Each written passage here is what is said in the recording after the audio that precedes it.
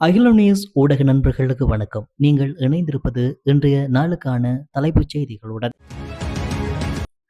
அடுத்த 24 மணித்தியாலத்திற்கான நாட்டைச் சூழவுள்ள கடற்பரப்பிற்கான வானிலை முன்னறிவிப்பு கொழும்பிலிருந்து காலி மற்றும் ஹம்பாந்தோட்டை ஊடாக மட்டக்களப்பு வரையான கரையோரத்திற்கு அப்பாற்பட்ட கடற்பரப்புகளில் பல இடங்களில் மழையோ அல்லது இடியுடன் கூடிய மழையோ பெய்யக்கூடிய சாத்தியம் காணப்படுகின்றது. நாட்டைச் சூழவுள்ள கடற்பரப்புகளில் காற்றானது தென்மேற்கு திசையிலிருந்து அல்லது மாறுபட்ட திசைகளிலிருந்து வீசக்கூடும். காற்றின் வேகமானது மணித்தியாலத்திற்கு 20 தொடக்கம் 30 கிலோமீட்டர் வரை காணப்படும் என எதிர்பார்க்கப்படுகிறது. நாட்டைச் சூழவுள்ள கடற்பரப்புகள் சாதாரண அலையுடன் காணப்படும் என எதிர்பார்க்கப்படுகிறது.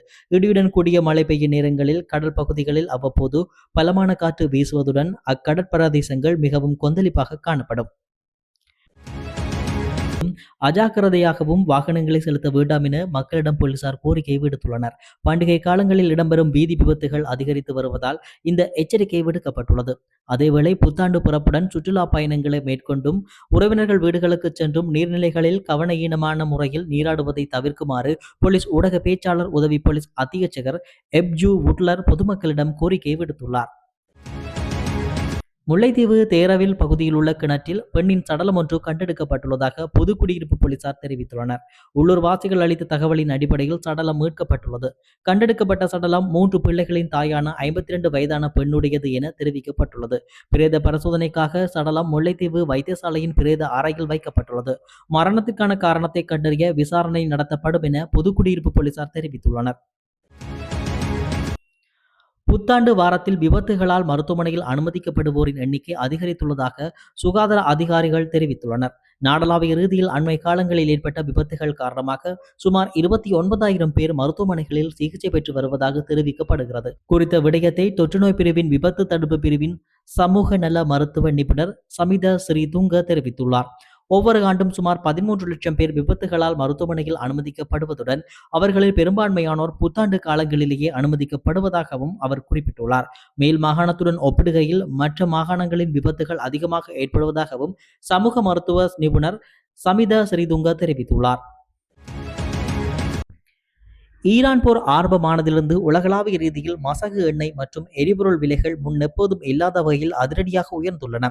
சர்வதேச சந்தையில் நேற்றைய தினம் தங்கத்தின் விலையில் அதிகரிப்பு ஏற்பட்டுள்ளது. அதற்கமைய நேற்றைய தினத்துடன் ஒப்பிடுகையில் ஒரு அவுன்ஸ் தங்கத்தின் விலை 4766.53 டாலர்களாக விற்பனையாகின்றது.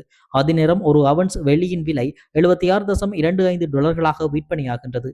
அதே நேரம் ஈரானின் கடல்சார் போக்குவரத்து மீது அமெரிக்கா விதித்துள்ள புதிய தடைகள் மற்றும் ஹோர்மோஸ் நிர்ணயில் எழுந்துள்ள பாதுகாப்பு அச்சுறுத்தல்கள் காரணமாக மசகு எண்ணெய் விலையிலும் நேற்று ஏற்ற இறக்கங்கள் பதிவாகியுள்ளன.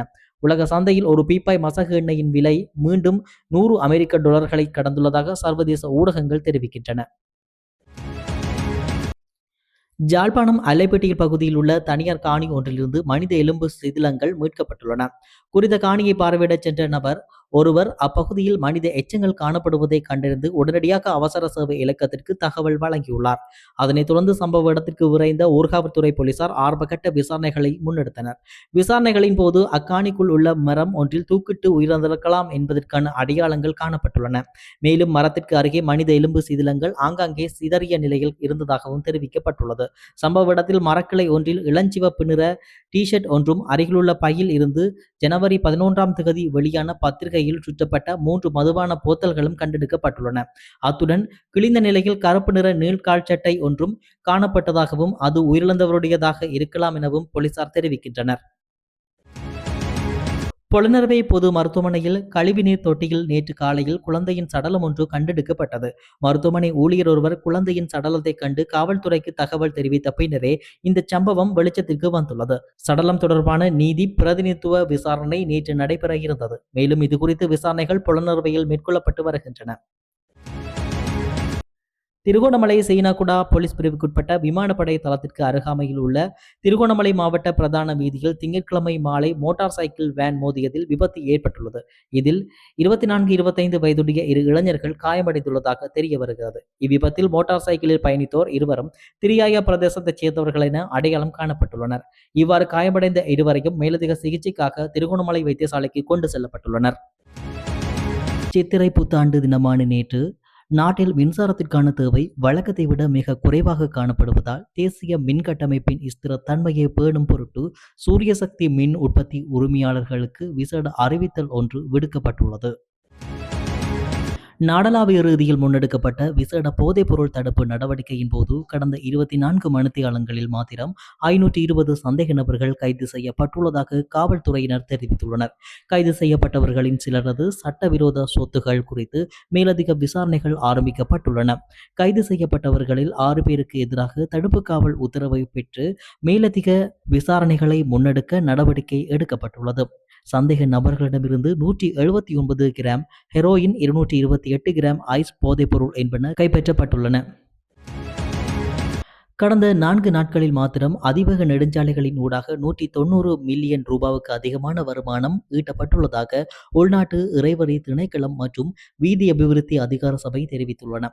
ஏப்ரல் 10 முதல் 13 வரையிலான காலப்பகுதியில் 19,61,19,425 ரூபாய் வருமானம் ஈட்டப்பட்டுள்ளது.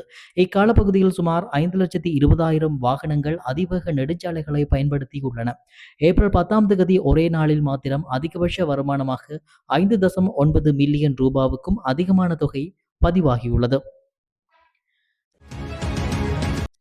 சட்டவிரோதமாக நாட்டிற்கு கொண்டு வந்த குஷ் போதைப் பொருளுடன் இந்திய பிரஜை ஒருவரை சுங்க போதைப்பொருள் ஒழிப்பு பிரிவினர் நேற்று கைது செய்துள்ளனர்.